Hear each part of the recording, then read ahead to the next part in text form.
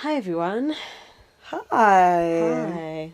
Look at us back again. Look at the consistency. Oh yeah. This is I still think relatively consistent. And also I heard something from Amelia de Moldenberg and she was saying how she really likes the fact that she's never tied herself to a posting schedule. Yeah. Because it allows her to actually think and like do things as and when it feels needed, rather than just being like, oh, I'm gonna just churn out every week or something to try and keep up with the algorithm that you will never keep up with. Never. And it's true. I think it's easy to fall into that rat race of like, I need to post weekly, I need to post, and I would like to, because I just feel like I can. But at the same time, I do feel like we've got lives. Trying our best. We're trying our best. Trying our best. We're doing what we can. Are you comfortable there? Yeah, I'm very comfortable. Yeah. Right, should we get straight to it? Yeah. Do you want to butter them up? Hey. How are you doing? Is it a Monday? Is it a Tuesday? Is it a Wednesday or a Thursday? Okay. As you know, this is Esnart. You can probably tell. Yeah. Yeah, you can probably be able to tell that this is you. I think they know by now. Yeah. Do you think our voices sound the same, by the way? Have you ever listened to us on audio only? Yeah. Yeah. We don't sound the same. I think we're becoming more similar. No. Yeah? No. Mm-hmm. No. We categorically sound different. You think? Okay, so whose voice has changed? I think that we... Do you know what it is? I think we actually have like the same... bass. Yes, in our voices. Yeah. Yeah, I would say that. We have the same bass. Yeah. I think you like take a few words from me here and there. Okay. And sometimes I take a couple of mannerisms and things from you. Yeah. So I think that it is possible. It's part of friendship. Okay. Right? Oh, funny you mentioned friendship. Mm-hmm. See, I'll set you up there. So guys, well, first of all, I'm Rose, for those of you that don't already know. And yeah, we are going to talk about the weight of navigating friendship in your 30s. Is that how you normally introduce yourself? I'm Rose, for those who don't already know. What should I say? I'm the real Rose. Yeah, but I feel like I normally put my handle there. Oh, when you say that you're Rose? Yeah. Okay, sorry. Cut that bit in the edit. No, I'm not going to cut it. Oh. I'm going to let them see how you... Jump on you. Go through me under the bus. Yeah. But yeah, Rose, obviously at the real Rose. But I just feel like... It feels like, you know, you're calling yourself by your stage name. Yeah. But it feels like, why can't I just say my name is actually just Rose? Like, if I met you out and about, I'd say my name is Rose. Do you think Jay-Z introduces himself as Jay-Z still at this point? Or does he... What's his name? Sean Carter? Yeah, Sean. Yeah. No, he probably does say... But I think, yeah. Jay. Yeah. Yeah. I think he says Jay-Z. You think? Yeah. Even now? At almost 60? I think so. Do you think Snoop Dogg introduces himself as Snoop? Yeah, but because the places they're going to introduce themselves is normally like work related to their stage brand thing. I guess so. Yeah. I'm Esnart at ESNXRT on all platforms that I don't like to be on. Anyways, as I said, we are talking about the weight of navigating friendships in our 30s. This is a conversation that we've thought so long and hard about what to talk about. I've spent a lot of time planning this topic. Yeah. But yeah, obviously we've been friends for 5 years. Yeah, what year are we in? 2025. Coming up to 6. It's going to be our anniversary soon enough. It'll be 6 next year. Yeah. Yeah, so 5 years. You can see we're so tightly knit. And it's been an interesting 5 years. Yeah. But then also we have friends that we've been with for like over a decade, over 2 decades, so on and so forth. Mm-hmm. But I think regardless of where we've met our friends, I would say this turning point of like getting to the third floor has such an issue with that term, but anyway. Third floor. Yeah. I think it just opens like a new level of friendship. Yeah. Both good, both challenging, both maybe bad sometimes, but I think everyone can say there's like a shift that happens. 100%. Yeah. Yeah, I think because you become so much more, hopefully, anyway, self-aware. Yeah. And also, you just have, your thoughts are more formed, the things that you like, dislike, that you will tolerate, that you won't tolerate, all of those things are far more cemented in your 30s. It's not a lie what they say, like, something happens in your brain Yeah. in your like late 20s, Yeah. going into your early 30s, where it's, yeah, you are Yeah. a more realized human being. Yeah, 100%. And Yeah. I guess because of that, it then shifts and shapes the relationships around you, and you just start to, I don't know. So I used to have this whole idea that like growing up, I'd say early 20s, that like you had what's the word? You almost had like categories for different types of friends. Yeah. Like the going out friend, the Yeah. friend that if you go to when you're sad, the friend Yeah. that you go. And I think as I've come to this stage now, it's like you have to be all of the above, really and truly, for me to consider you an actual friend. Whereas I think there was a time where I'd be happy to just know I'm only going to see this friend when we go out, and that is fine. That's all I desire of you. Yeah. That's all I'm going to give you, and that's very like, I'm fine with that. But now you just get older, and it's like if I can only go out with you, but then I can't maybe pray with you, or I can't like confide in you, or I can't, I don't know, just Pull you up. yeah, hold the mirror to you. Or, You love a mirror hole. I love a mirror hole. One thing about me, I'm finna be like, you're doing it wrong. Yeah. But yeah, if I can't like challenge you, if you can't challenge me, but all we could do is like shots. It's like, I don't know. I just think because of, like you said, that thing that happens when you just start to become a bit wiser, and you start to become more realized, like you said, as a person.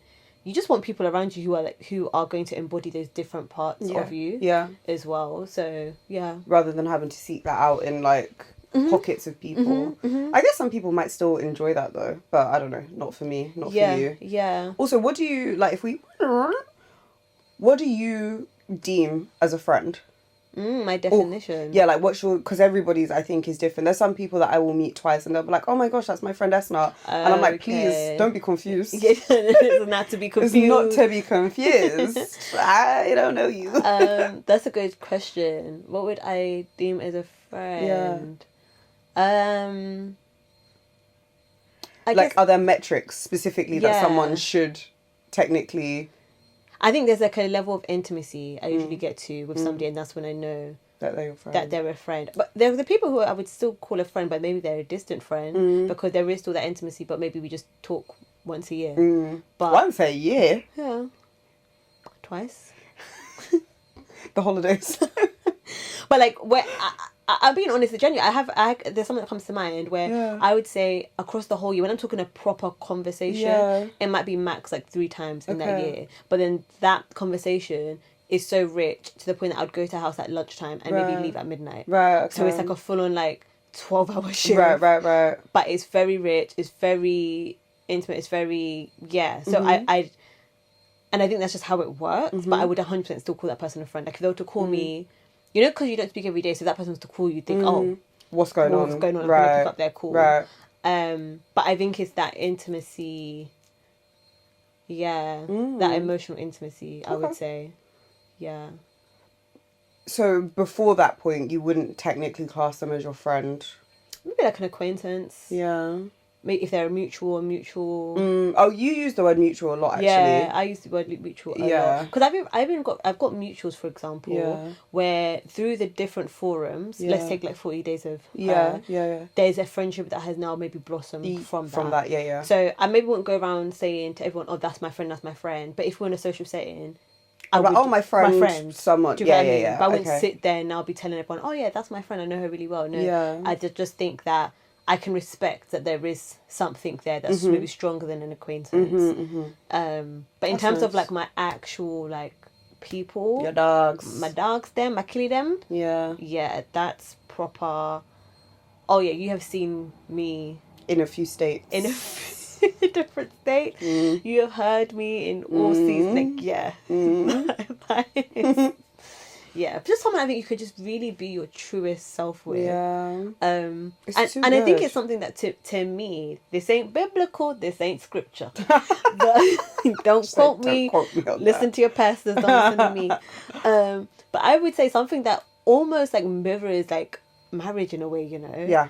I'm not gonna lie, and like I said, I'm not here to say it's biblical or anything like that, but I just think there is a level of like being seen that I think is so I'd like to think when you're talking to somebody and they're seeing you, it should feel familiar to how your friends would see you, basically. And I think that's where, you know, like when you're younger actually, people still say it now, but I feel like there was like a period where it's like, oh, you want your partner to be like your best friend. And I don't know if I ever really got that, but I think now as I'm getting older, I understand that much more, because it's like the way that my friends know me, the way that my friends see me, the way that my friends can just predict like what is going to run and what's not. You need to also be on that same level. 100%. 100%. And obviously I guess we should even just put a disclaimer here that we are here talking about good friends, by the way. So like because I understand that not everyone is maybe fortunate. So sorry to everyone else. It's and it's really peaking. It's only when you go on like things like TikTok, for example, and like you'll see somebody maybe posting like a friendship like ours, and then everyone be like, oh my god, I wish I had a friend. And it's like crazy. I can't even, like thousands of comments, like women being like, oh, it would be so nice to have some. I'm like, oh, I didn't realize it was that hard.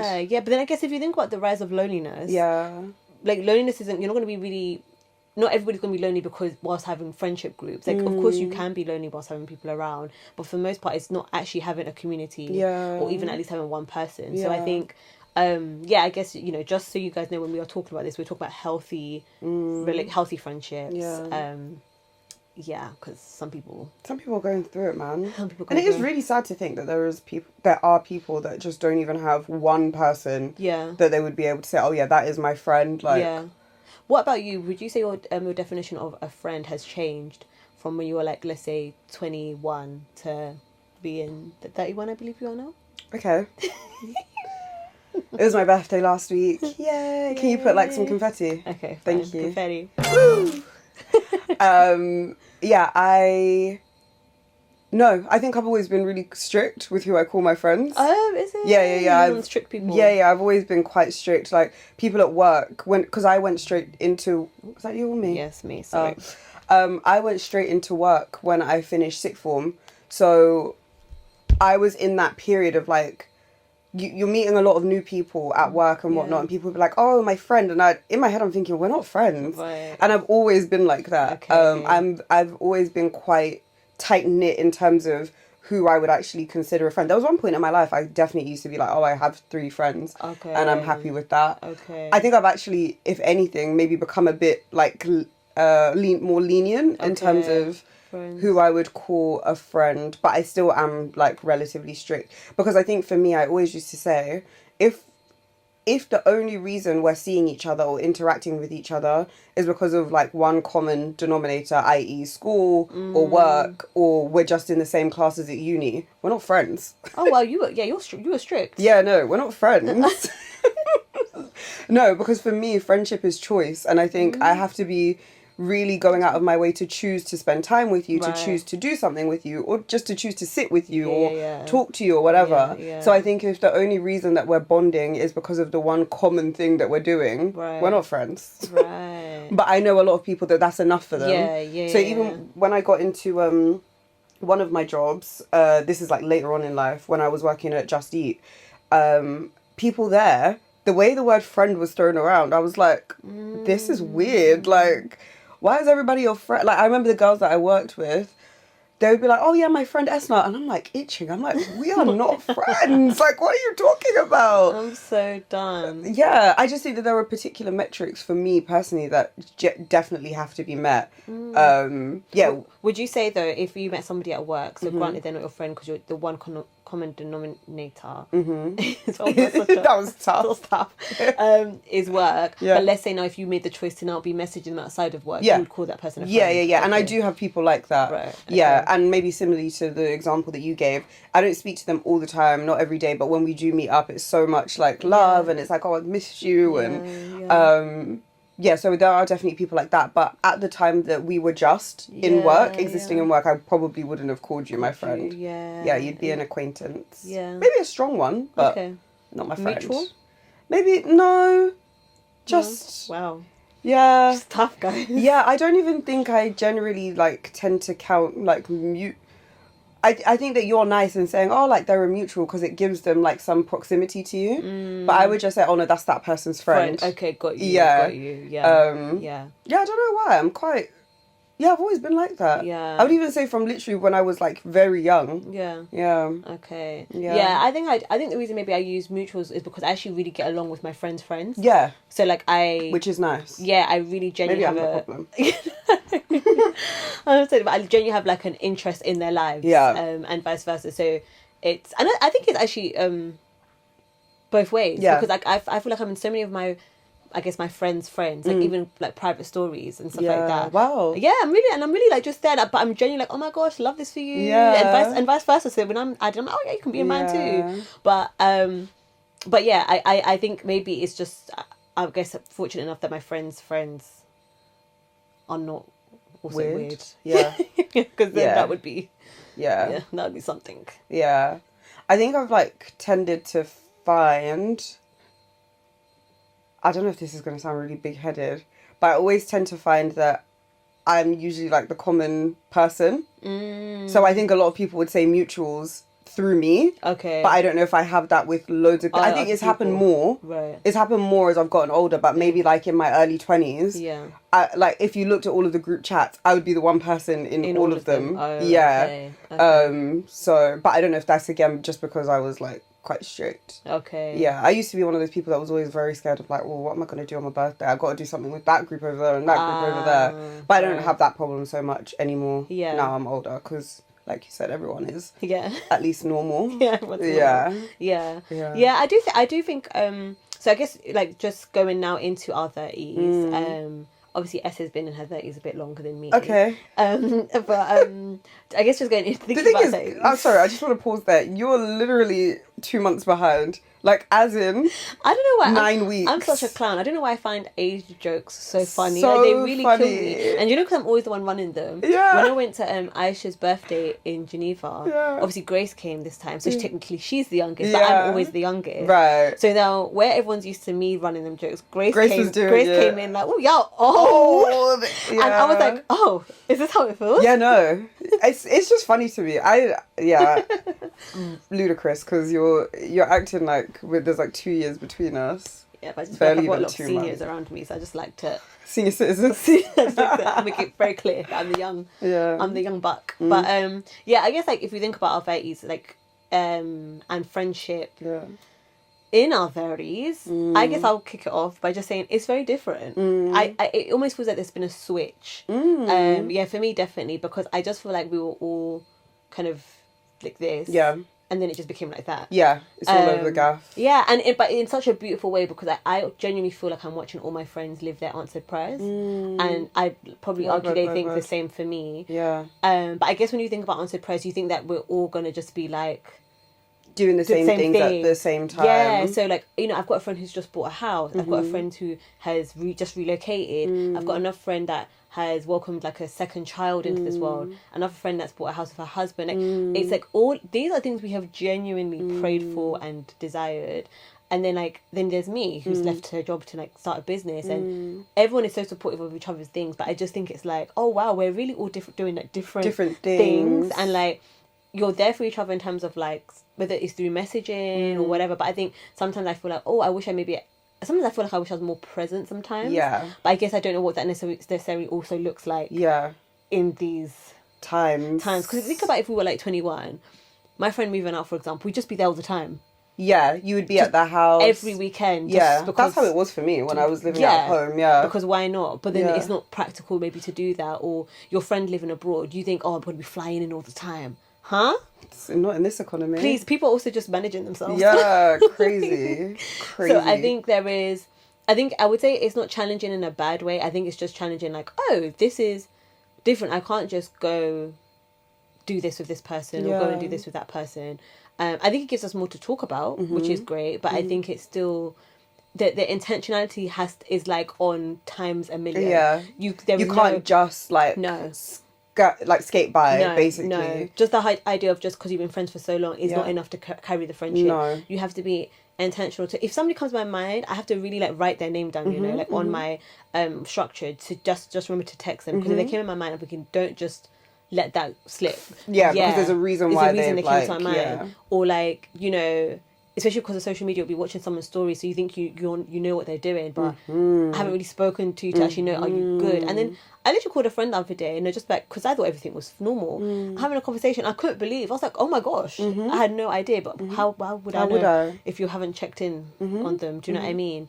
So yeah, I would say that's probably the one like, big difference. Like before, I don't think I had to be as intentional about my friendships. They were just, my friends were there, I was there. Yeah, you just be like, what are you up to this weekend? And have a lovely time. Yeah, whereas now, there was a lot of legwork and, you know, voice notes. And, you know, everybody's like the same thing. Oh my gosh, sorry, I thought I replied to this. And, you know, and I hear it because me too. And we're tired. I think that's even something like to consider is that the energy levels in general, because there's so many directions that all of us are being pulled in, you just can't take for granted that someone has the mental capacity to reply to you at the end of the day or in the middle of the day. Hardly anybody messages in the middle of the day at this point, unless it's like you need something from me or I need something from you. You can expect like a batch reply at the end of the day. Yeah, literally. And it's, you don't want talking to your friends to feel like an admin task. So that's why I prefer, I'm a FaceTime phone call babe. But then that also requires taking like 2 hours out of my day. Where's the 2 hours, hun? But, you know, I think it's like that article, I think I said this the other day, like the cost of community is inconvenience. And I think having to find pockets in my week to essentially inconvenience myself.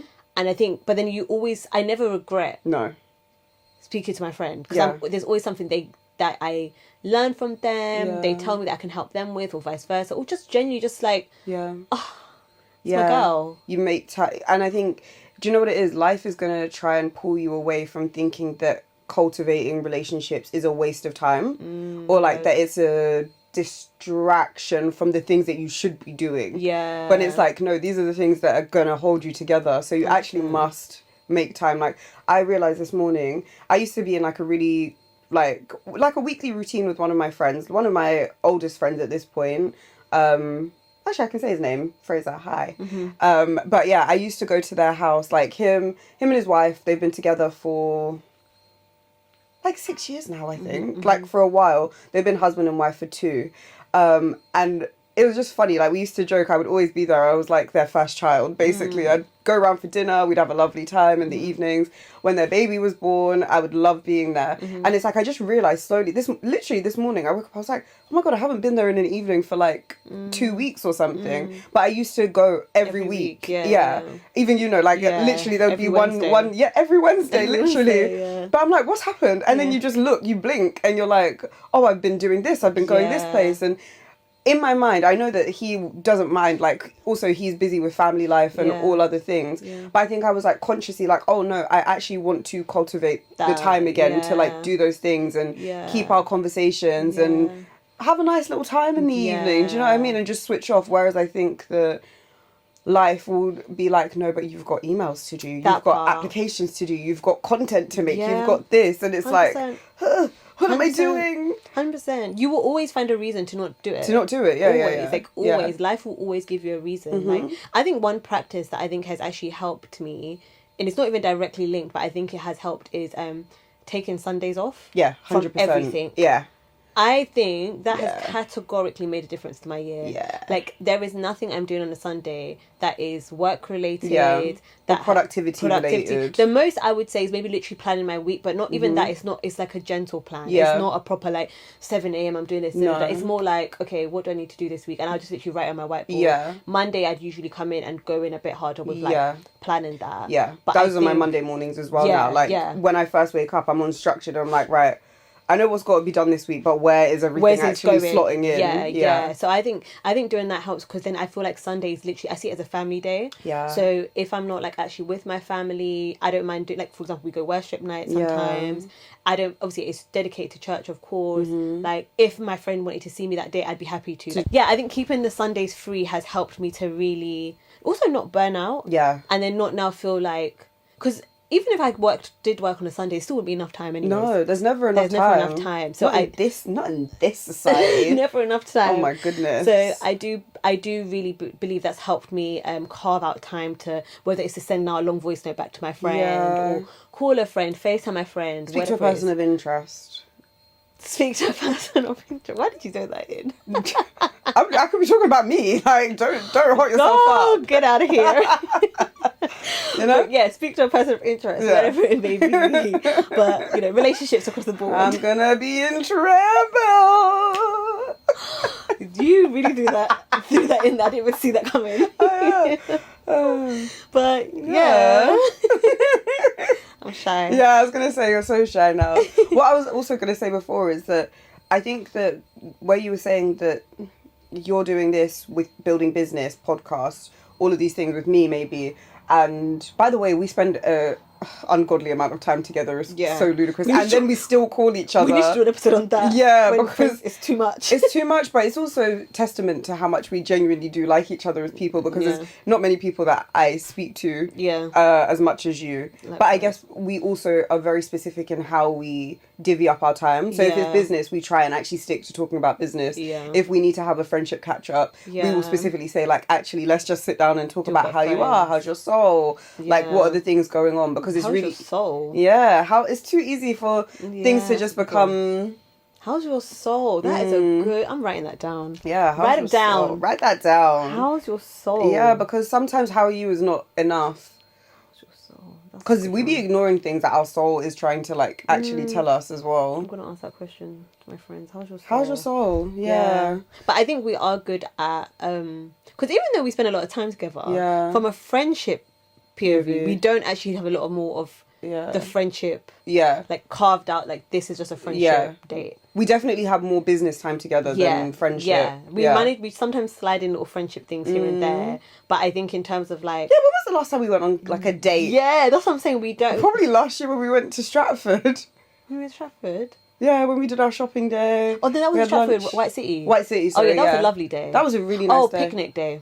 Oh, yeah, that was really nice. That was a gorgeous day. Yeah. Do you know what, that day, really I would probably say like, I found out so much more about... You know when you realise, like, I know my friend, but I feel like I really got to know you that day. Yeah, you came with the whole how's your soul vibe. Yeah, literally, we opened up package by package, each area of life. That was really, really nice, actually. Yeah. I would highly recommend that, even if you've been friends with your people for a long time, go into that like ready to actually like bear all. I actually think it's really necessary. I learned so much about you. I'm sure you hopefully learned about me. Yeah. And I think that it's so nice to actually get on like a mental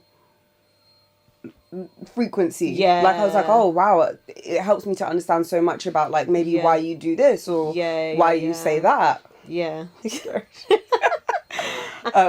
No, it's true. It was a really good friendship. It was a really good friendship date. Very full. Yeah. Very good food. The food was food was good. The sun was sunning. That day was actually elite. It was a glorious day. It was glorious. And it's a random Thursday. Just on a random Thursday because we could. Yeah, because we could. Yeah. But I do think that even though we spend a lot of time, we don't necessarily maybe have moments like that often. No. And maybe when we do, it's off the back of something being like at an urgent critical level. Like we need to sort this out. Something's happening. Immediately. Yeah.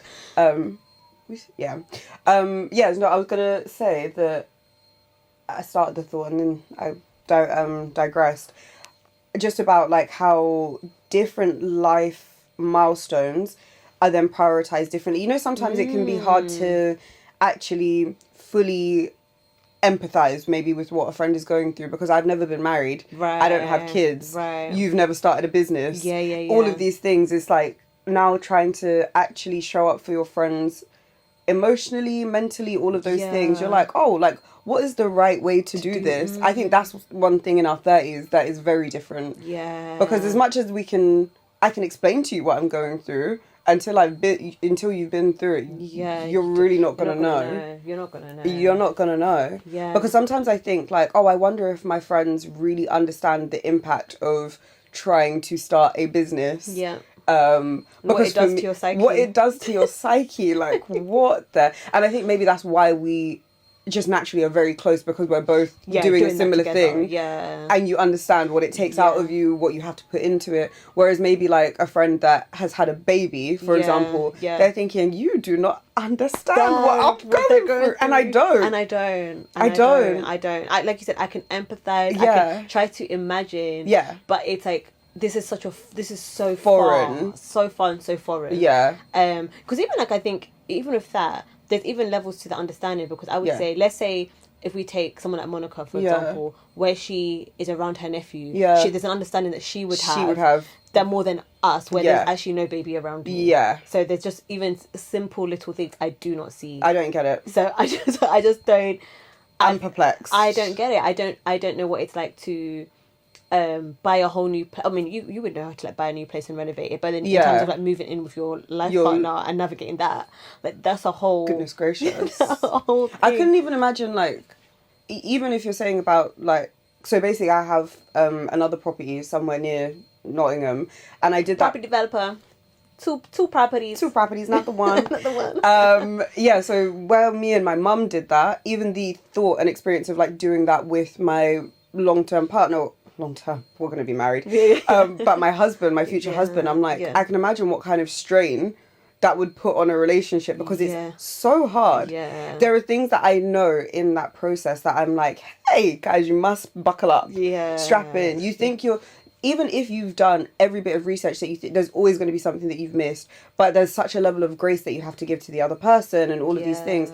I just think that trying to actually connect with your friends on those levels is maybe the thing that you have to try a bit harder at, because I'm like, I care about you and I want you to know I care about you, but also maybe I'm not giving things the weightiness because I just don't genuinely understand what that feels like, and maybe you don't give that weightiness of like when I'm trying to tell you like, oh my gosh, like I've had a week, and you're like, yeah, but you get to do whatever you want. That's the thing. And I'm like...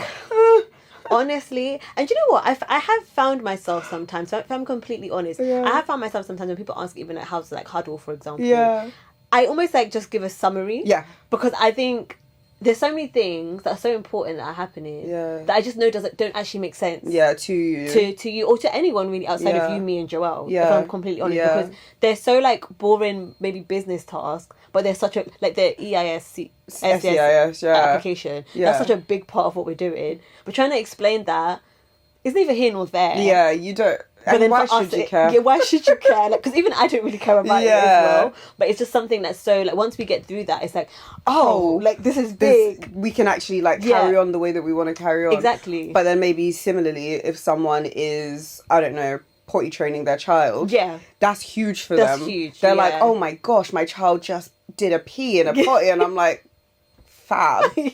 Like I'm like, this is so great. I love that for you, but.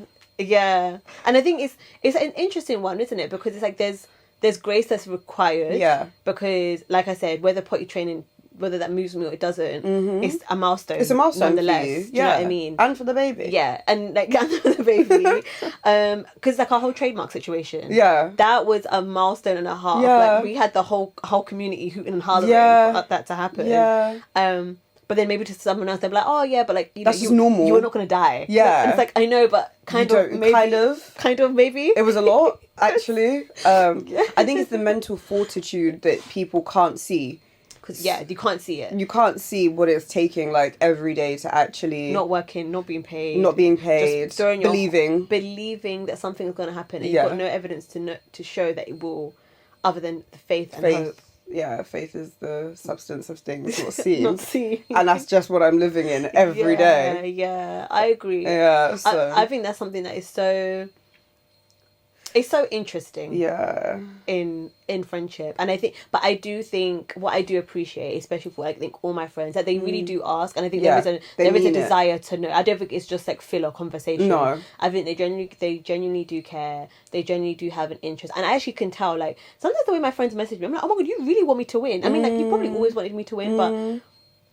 we've just had an episode where we spoke about we've done business in the past, but I'm like, oh, my friends really believe in this one. They can really see. They can see how they're gonna benefit. Everyone's because they want to be invited on the yacht. They want to be on the yacht. They want to be on the yacht. Yeah, you don't want to be caught lacking. Listen, when we're doing private jet, they don't want to be. Listen, they don't want to be the one crying on the runway. There was no room for you. There was no room. They don't want to hear. They don't want to hear that. So it is beautiful in that way, and I'd like to believe my friends also feel that love from me, but I do think maybe it's just that acceptance of that there is going to be a disconnect. Because unless you have lived certain things, you're just not gonna know. You're just not gonna know. What do you think that does to you, like, you and your friends on, I guess, emotionally distancing? Like, does it create a distance between you, or do you just think that it's just something that you're aware of, that you have to be, like, conscious to still connect with them in that way? I think one thing I'm very conscious that life can do is isolate you. In this experience, the things that you're experiencing. So because, think about everything we've just said, a friend that had a baby can now feel that she's the only one going through that, because maybe she actually is the only one. Your friend that has just moved to different countries, your friend that's done, they are going to feel isolated because more often than not, they're the one person in that group that has done that thing.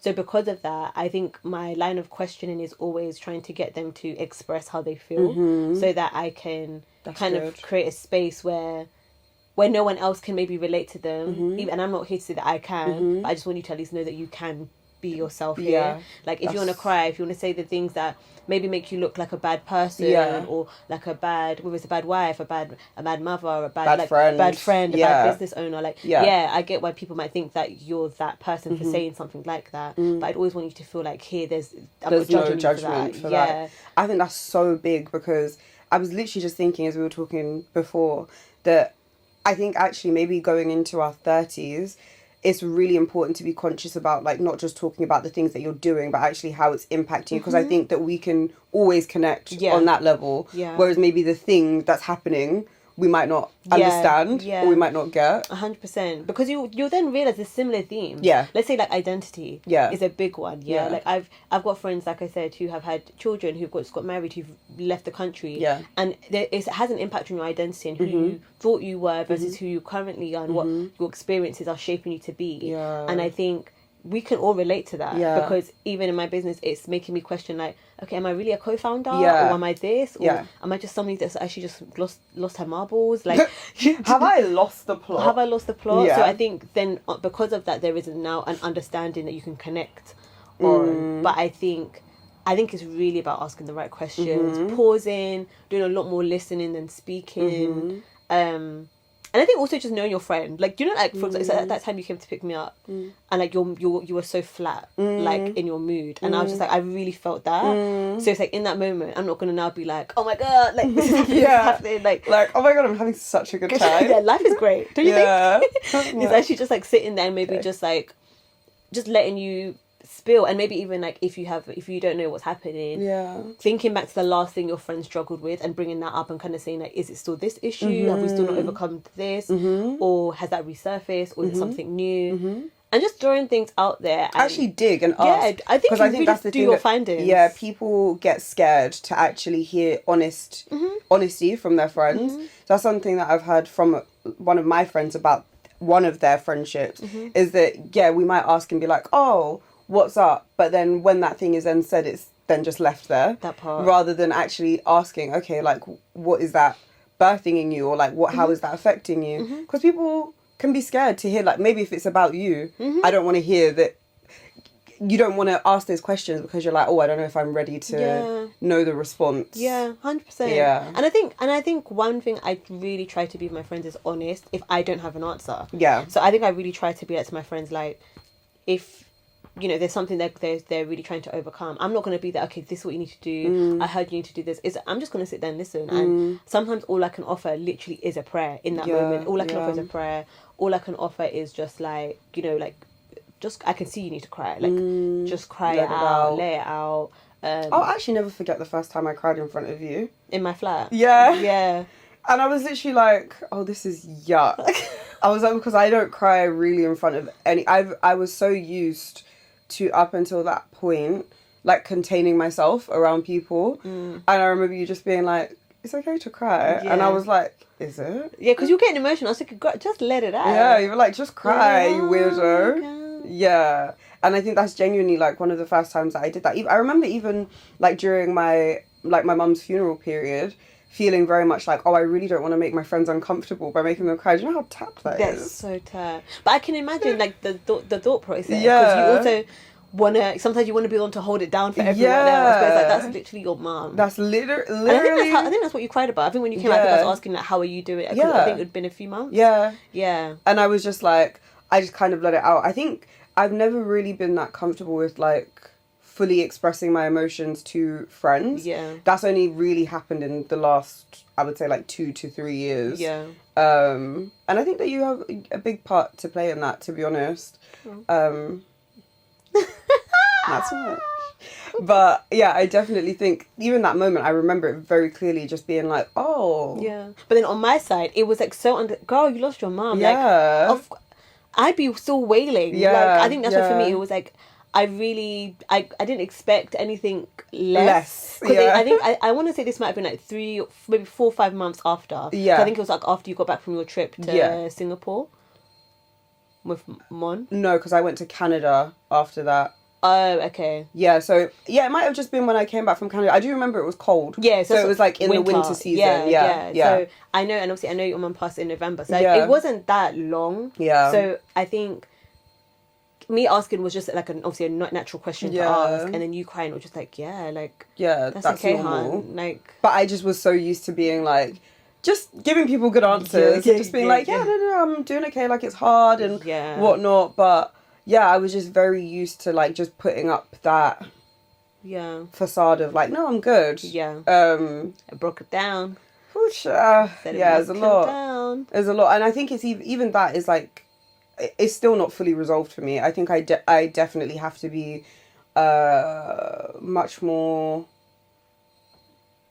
I have to give myself like the okay in my head to be like, okay, like you can actually be emotional around this person, or have like a genuine reaction to something or whatever. And I think that comes with also having friends who create those spaces, and I think this all comes back down to like asking the right questions, facilitating space, and obviously, in an ideal setting, it would be like in your house, in your room. But sometimes it's over FaceTime. And I've had many a times, like, I've cried on the phone over FaceTime. And you crying over FaceTime is so vulnerable because you just want to give the person a hug. Like, you just can't. And vice versa. And, but I think you really have to be, you have to just be so good at taking yourself out of the equation and just focusing on them. Sometimes you even have to pause the good news you want you to come to share, or what you had on your agenda, and just be like, no, let me just what was the question you had asked me? Oh, how does emotional distance come, like, do you find yourself emotionally distancing, but then you What about you? I would say that I am prone. Do you know what I think? I just think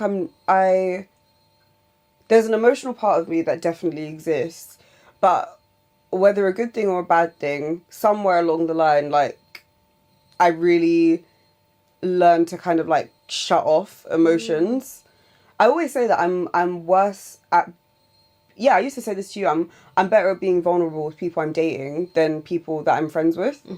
And I remember you. Or was it my therapist? No, you did tell me that. Yeah, but I remember I must have said it to my therapist at the time, and she was saying that, is it because when you are emotionally vulnerable with like someone that you're dating, there's like a level of, well, if this doesn't work out, I'm never going to see them or speak to them again. So maybe that's why I'm like more comfortable with doing that rather than doing it with a friend and then being like naked and seen. And then like in the garden. Tomorrow. And then you see me tomorrow and it's like, oh my gosh, like I was just crying. Oh God. And now we're at brunch. And now we're at brunch. This girl knows all this much. And I just feel very exposed. So I think exposure. I think I don't really enjoy feeling exposed, but I think that it's good to really challenge myself on that, which I think, that's a process though, because I think even the fact that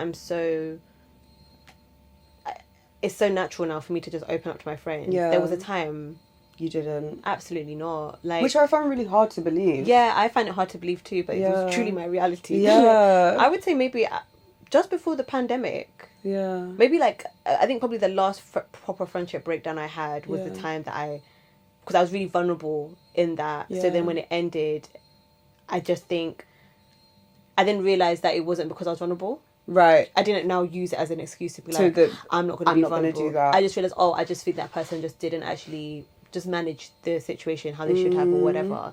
But I just look like I can just see a bit of a a flashback to like my early 20s when I'd be so upset about something and I'd just be there in my room upset, but then my friend would be going through something, I'm there like a Power Ranger, like in their room, like, what do you need? Like, do you know what I mean? But not being able to ask of that myself. And then once my friends kind of told me like you can ask, I said, oh, it's like, let's go. You ain't gotta tell me twice. Let me tell you about this. But I know I can't stop. She said, I'm gonna tell you. But then I think it's because it really does release that thing from me. Like, it does. I hate being so pent up and like I can't think straight. I can't whatever. Like, there was literally a time I say literally a time this year, I literally went to Esnarts and I was like pacing around her area because I needed to like just release. I needed to release. Yeah. And I remember pacing around like the little park by her, just pacing to like literally ground myself. And then as soon as I saw Esnat, guys, I'm not even joking. It was like Nollywood. It was like I don't mean to joke because it was really serious, but hey, the whale,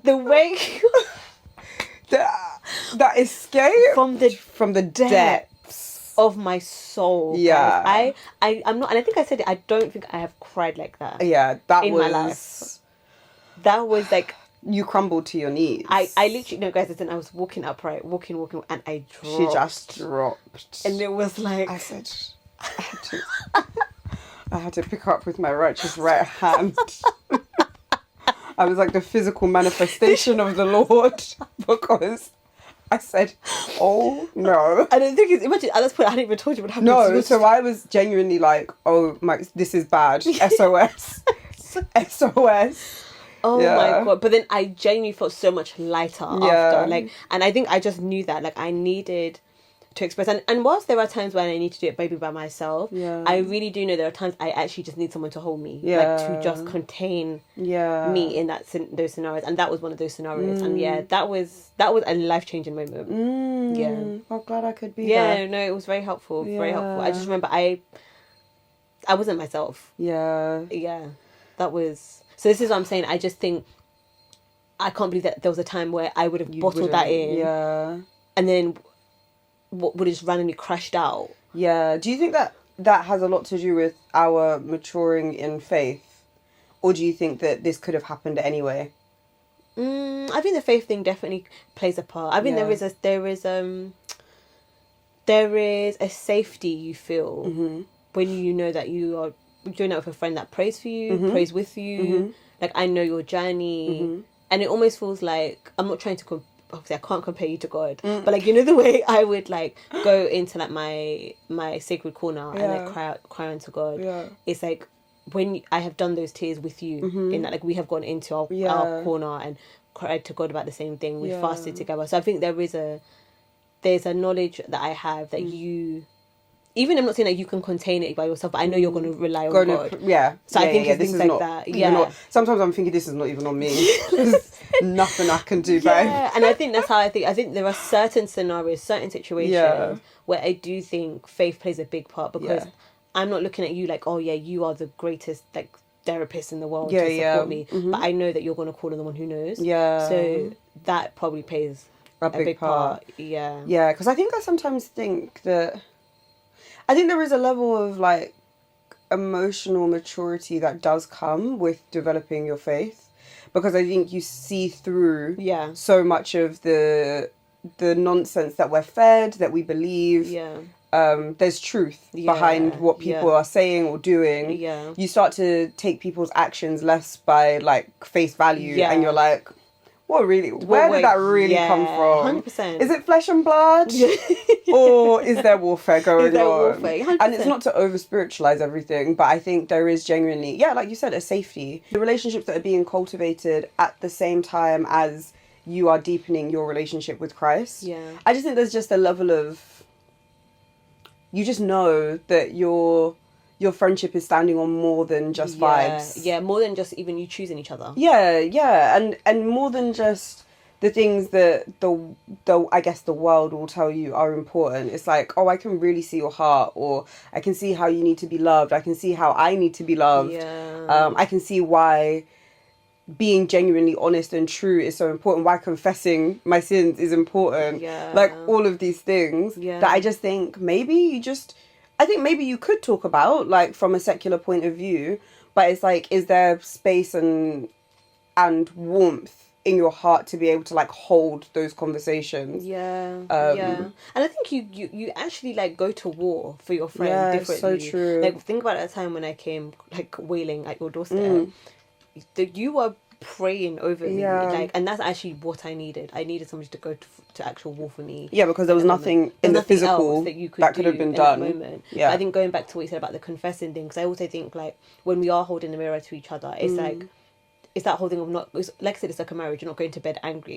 But it's not because, oh, it's just such a good friend, I don't want to go to bed angry with her. It's also like, no, the Bible actually tells us to like deal with what needs to be dealt with. Don't quick and fast. Don't be letting it like linger. Yeah. Which I think are all practical tools just for relationship management in general. So I do think just that at its core, basing your relationship on Jesus as well makes it so much easier to get past the little hurdles and the little dips and all the rest of it. So I think it does. Because there's people I will know, like, something's happening, I know who I need to call. 100%. Like, if I need like intercession, call immediately. 111. Okay, where you are in the world, I'm a call you. 111. Get it done. Also, another thing as well. Another thing. Because you know, like, how many times where I will tell you something, or you'll be like, ooh, you just get a download. Yeah. So I wasn't even looking for a download. Yeah. Or you tell me a dream. Yeah. And I'm like... You can, like, immediately... Like, the Holy Spirit is telling you... It's snitching on me. Snitching. And then you're like... Or there'll be times where I'll be like, oh, Ez, I need to speak to you. I need to call you about something. And then I'm telling you something. And you're like, Rose, you know, I was literally praying about that this morning. And I'm like, it ain't on me. Yeah. Take it up with the Lord. Yeah, it's actually very, very mad. And I also think that just the ear that you have for what you're hearing, I genuinely think is like sharpened and also more discerning over what your friend is even telling you. Because there's things that genuinely I come to you about and I think I'm ready to talk about this and you're like, oh no sis, I don't think it's anything to do with that. I actually think let's dig a little you're like, deeper. Let's go deeper. Let's really ring it out. The American church. Yeah, so I think, having faith-based friendships does help. But I also think at the same time, it's not to now say that where my relationship with Christ is developing, I now have to like cut off all of like I don't believe in that. Yeah, I don't believe in that. I think naturally you might drift from certain people or certain friendships just because maybe there is actually just a lifestyle difference. Yeah, I think I've personally like found that it's not because I'm now a Christian, I can't talk to you. But I just think naturally maybe where we're doing different things, maybe the way in which we even converse is different. You just naturally then just find yourself maybe speaking to that person less or doing things with them less because it's like, you want to go and do this, but I'm like, I don't really want to do that. And you don't need to get mad at me for not wanting to do it. I don't need to get mad at you. We just don't do it. 100%. Yeah. Because I think that's definitely something I don't subscribe to. The whole like you can only be friends with Christians because then how are you spreading the gospel? And also I just love even watching like my friends growing their journey and them. Also, they, you know, even like your friends who are maybe like just trying to understand Christ. They still. God will still speak to them. They need you. I've still had friends like really speak a word to me and I'm like, wow. And I think people who follow that way of thinking, I think it's very righteous and I just don't think that's the way I don't think it's the way to do it. But lifestyle differences, because even if we were not based on Christ, lifestyle differences in general it happens. I wouldn't be friends with people who do certain things anyways, just because I just don't have an interest or a desire. I think as you grow out of things, it's just natural, and I just think there's no point in forcing it. Like if clubbing every weekend is still your ministry, like go off, queen. Do what you need to do. Not queen.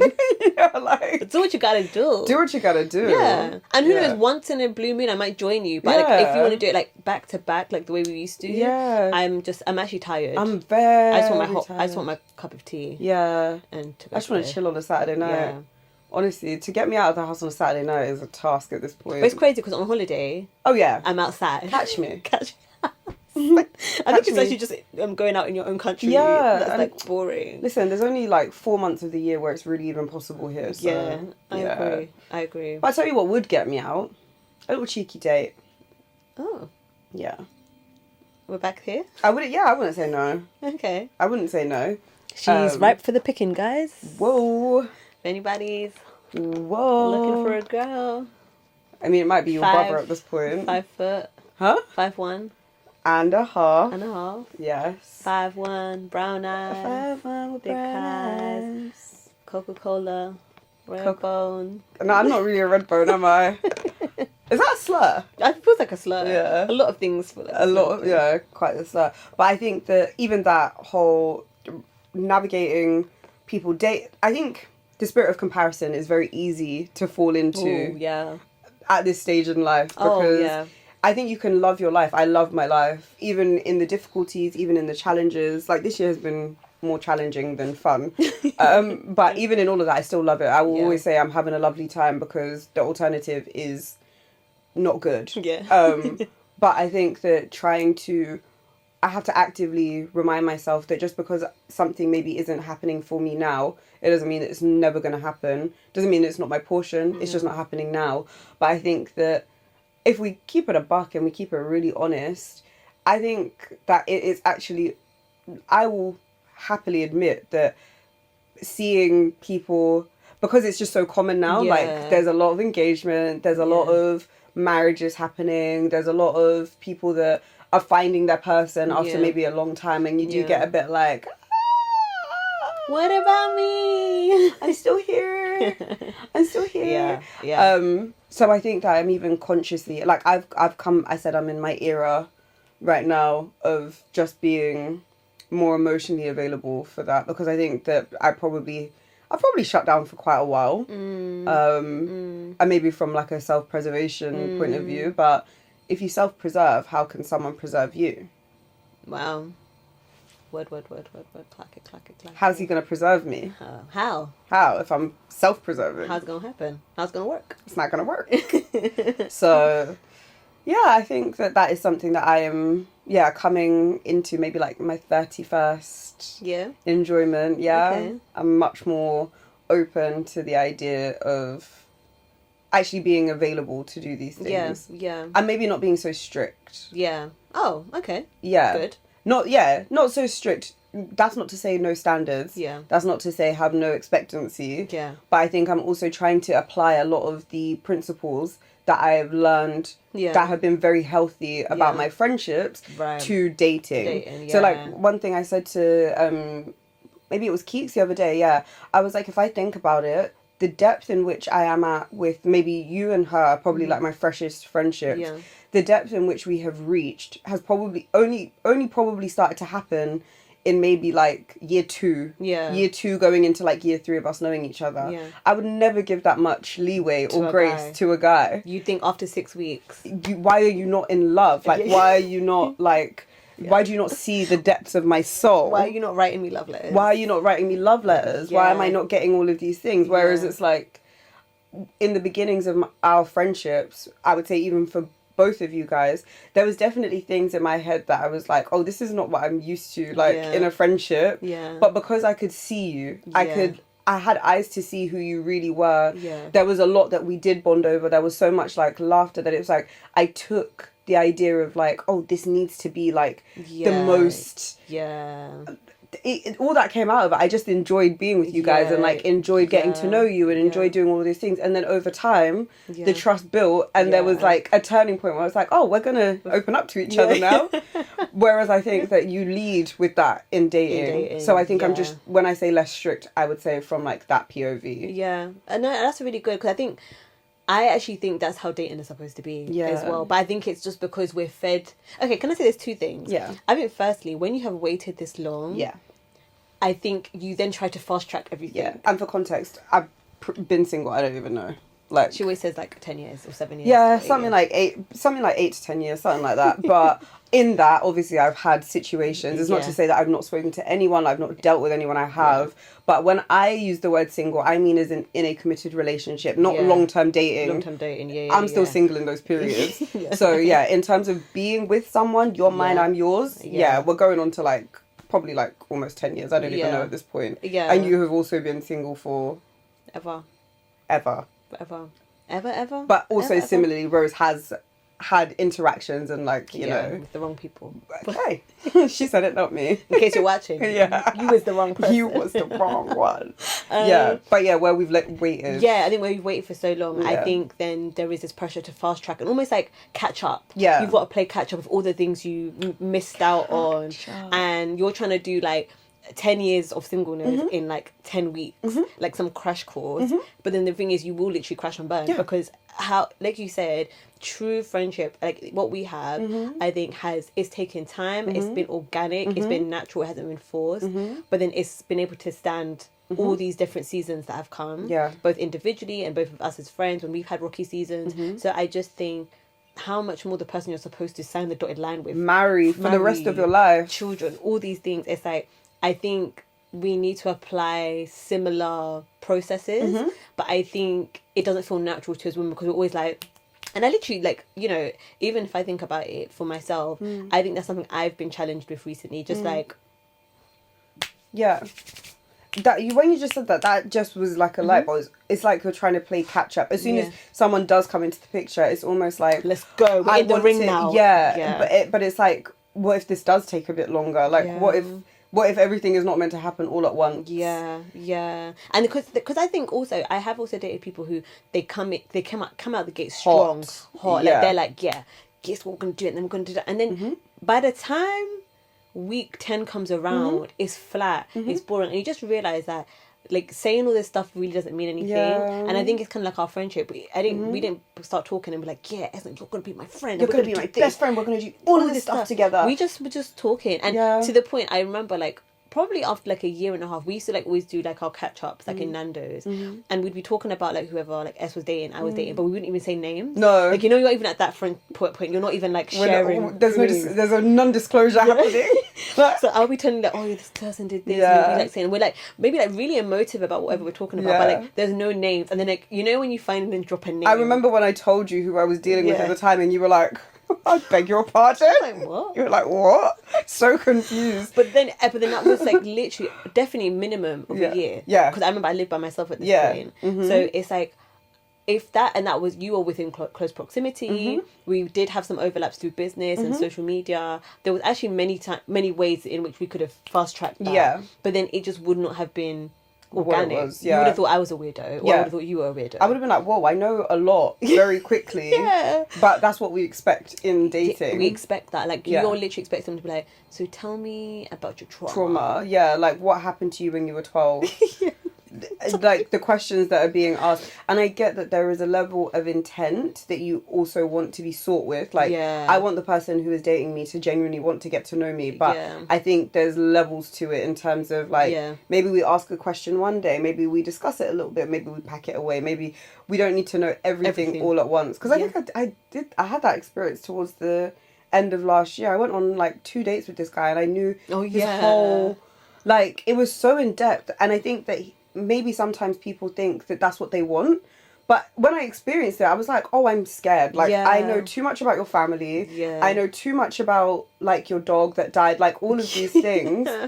I know too much about how we've ended up here, because there was actually a process in terms of like how he got to me, and I'm like, oh, I actually don't think I needed to know any of that stuff, all of this within like the first 2-3 dates of us getting to know each other. But I think sometimes we kid ourselves that that's what we want. But in friendship we wouldn't follow the same way, because I think with friendships we understand that there's some boundaries, and like there's also a reliance on emotional regulation in which you wouldn't necessarily trauma dump on someone else so soon, because you know that thing is like sacred, or it's like very intimate. You just wouldn't go there so soon. But with a guy who you just met around the way and you're like, hey, let me tell you about this person, this person, and it's like, because I even feel like even when I'm dating, for example, even if we talk about past experiences, you even kind of using like code names. You're not even using the person's real name. You're not referring to, like, even like friends, for example. I've noticed, like, I'm talking to somebody and I've noticed they don't even use the names of like all their friends at the moment, and that's smart. Because what you don't want to do 100%. Is now have like these like you've got these attachments in your mind of these people who you don't know yet. And this is now your first impression of them. Whereas if you now meet them and you realise what kind of person they are, and then maybe after he's like, oh yeah, that was the one that I was talking about, it just makes so much more sense. I think there's a way to balance it. Yeah. Like, I haven't gone in and been like, oh yeah, S not this and da-da-da-da-da. Yeah. I just say like my co-founder. Yeah. That's all that we need to know for now. Just my co-founder. Okay. My co-founder and friend. Oh, but you lead with co-founder. Noted. Yeah. Because we also talk about Huddle. Yeah. But yeah, it makes so much more sense to just take time. So I think it's good that that's the era that we're in. Yeah. That we're giving a bit more grace to ourselves. That does not now mean that you now drag your feet and everything is now taking 10 years. Yeah. No, I think there has to be balance in the process. But maybe like an experience that I'm having at the minute is where I'm like speaking to someone and like, yeah, things are really good. But maybe by a comparison of the way that I would normally like things, Right. I would have deaded it. Like I would be like, but actually there's nothing wrong with like how we're interacting with each other. Yeah. I'm just trying to give a little bit of grace. Yeah, and you have to, because comparing somebody to previous seasons that didn't even work, exactly, it's just so didn't actually work before. It's so redundant. Like I remember that was literally what I was doing. Yeah, like I was self-sabotaging on something that, Rose, the way you like to do things doesn't work. There's no evidence that it didn't bring anything from you. So maybe just try things differently. Yeah, and sit in that discomfort of not knowing like what tomorrow's going to look like, because normally normally you have an inclination because of this type of. Or normally you would bring up this conversation or this or that. It's like just actually let things unfold. Yeah. Just try it different. If it doesn't work, you put it in the bin. Yeah, you put it in the bin. You can eat it or throw it away. You know? Yeah. But I think right now we're just, eating what's being unfolded. I don't know if that sounds right. Yeah, I agree. But I think all in all, I would say, I think navigating friendships in your 30s, I think the key thing is you have to be intentional. Literally, the same intention you want from a man. Yeah. You have to be able to give that to your friends. Maybe even give more, guys. Yeah, and your friends to give it back to you, because I think you can't just rely on, there's a flyer for an event and like, I'm going to see them there, because more often than not, with people like us, we've got friends overseas. Yeah. We have friends who are like literally nurturing their family homes and their families, and also starting businesses and It's like, where is the time? And then also being gracious to friends in different seasons, because listen, I ain't working right now. Yeah. Don't be trying to take me to certain places right now. Like, give me a minute, I'm gonna get there. Yeah. But like, I'm just having to manage myself right now, because I've never not worked. Yeah. Yeah. Literally, I've never not having like a big income month on month is like crazy. It's a crazy place to exist. It doesn't make sense. I don't know if I would recommend this, if I'm completely honest. I don't know. Here. It's really tough. Like, don't ever do it as like a light touch idea, guys. It's hard, but give the grace in the seasons that you need to give it, and hopefully you'll receive it back in the seasons that you need to receive it. Yeah. That's friendship in your 30s. Friendships in your 30s. Was there anything else? I think, yeah. That was, you put love and loss, but I think we spoke about that. Yeah. Oh, love. Yeah, we spoke about love. Yeah, we just. Oh, okay, my bad. Sorry. But I hope you guys enjoyed that conversation. I think let us know what things have helped you navigate friendships in your 30s, if you are in your 30s, but also in your 20s. If you're in your 20s, feel free to tell us what you learned from. Or maybe what you're having trouble with. We're here. We've got some wisdom. Yeah. Let us know. We've got enough skin in the game at this point. We have. We've had some interesting friendships in this lifetime. Very interesting. We didn't even scratch the surface in terms of the ups, the downs, the rounds and the rounds, the sides. Side, stage left, stage right. There's only so long that we have with you, and this one has come to an end. It has come to an end. Thank you so much for watching. As always, I have been Rose, at The Real Rose, across all social media platforms. You can catch me there. Also, subscribe to my own personal YouTube channel, which is also at The Real Rose, where I am talking not really about these kind of topics, but still within the health wellness space, but maybe more about my actual personal journey. And I've got a few vlogs there as well. We can see me and S out and about, hustling and bustling, doing what we do. So please also, I'll link it here, so give that a little subscribe. And I have been and always will be Esna. You already know what it is. Shout out to our American listeners, because y'all be holding it down. Do you know LA is the number one... crazy. Yeah, LA maybe and that's Florida. where we need to be. They always say, like, go to America if you really want to hit the big time. If you want to hit the big bucks. If you want to hit the big bucks. God bless America. Okay, and on that note, see you later. Bye, guys. Bye, guys.